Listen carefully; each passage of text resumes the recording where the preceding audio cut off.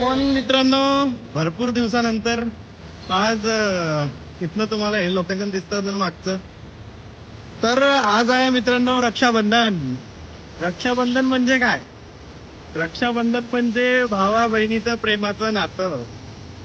बरोबर.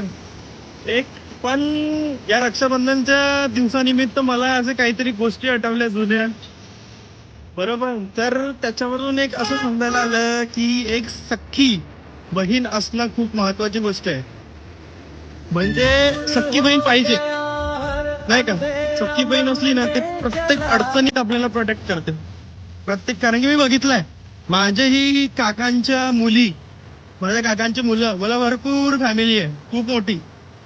तर त्यांच्या कुठल्याही अडचणी असो, काही असो, त्यांना प्रोटेक्ट करतात. बरोबर.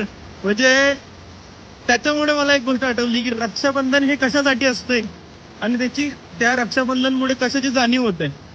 तर या गोष्टीची जाणीव होते की जीवनात एक बहीण असणं, तेही सख्खी बहीण असणं खूप इम्पॉर्टंट आहे. कारण की प्रत्येक अडी अडचणीमध्ये ते तुम्हाला प्रोटेक्ट करेल. ज्या ठिकाणी तुमचे मम्मी पप्पाही तुमचा साथ सोडतील, तिथे बहीण तुम्हाला प्रोटेक्ट करेल. कारण की ते नातंच एक वेगळं असतं. बरोबर. आणि मी बघितलंय माझ्या घरात सुद्धा, माझ्या घरात बाहेर सर्व ठिकाणी बघितलं. माझे मित्र पण आहेत, त्यांच्या बहिणी पण आहेत, त्यांच्या बहिणी पण त्यांना अशा अशा ठिकाणी प्रोटेक्ट करतात ना जिथे ते मम्मी पप्पांशी शेअर नाही करू शकत, पण ते बहिणीशी शेअर करतात.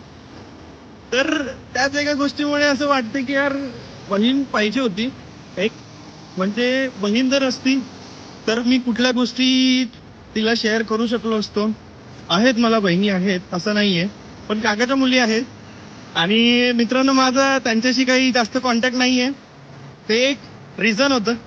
त्या रिझनमुळे माझं त्यांच्याशीही कॉन्टॅक्ट नाहीये. मी त्यांच्याशी जास्त बोलत, म्हणजे जास्त म्हणजे होतच नाही. 4-5 वर्ष, तरी 4 वर्ष तर कुठंच नाही गेले मी त्यांच्याशी, एक शब्द सुद्धा बोललेला नाहीये. पण त्याच जागी माझी सख्खी बहीण जर असती तर तिने मला काही जरी झालं असतं ना, काही, मी कितीही क्रिटिकल कुठली गोष्ट केली असती, ज्या गोष्टींमुळे दुसरे लोक बोलत नाही, पण ती बहीण माझ्याशी बोलली असती. कारण की ते नातंच वेगळं असतं, ते कनेक्टिव्हिटीच वेगळी असते. म्हणून सख्खी बहीण असणं खूप इम्पॉर्टंट आहे मित्रांनो. जगात सख्खी बहीण पाहिजे.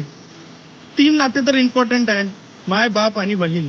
हे तिन्ही सख्खे नाते असणं खूप इम्पॉर्टंट आहे मित्रांनो. हे मला समजलं ना, आज रक्षाबंधन होती त्याच्या निमित्ताने मी व्हिडिओ बनवतोय. ठीक आहे, चला बाय बाय मित्रांनो.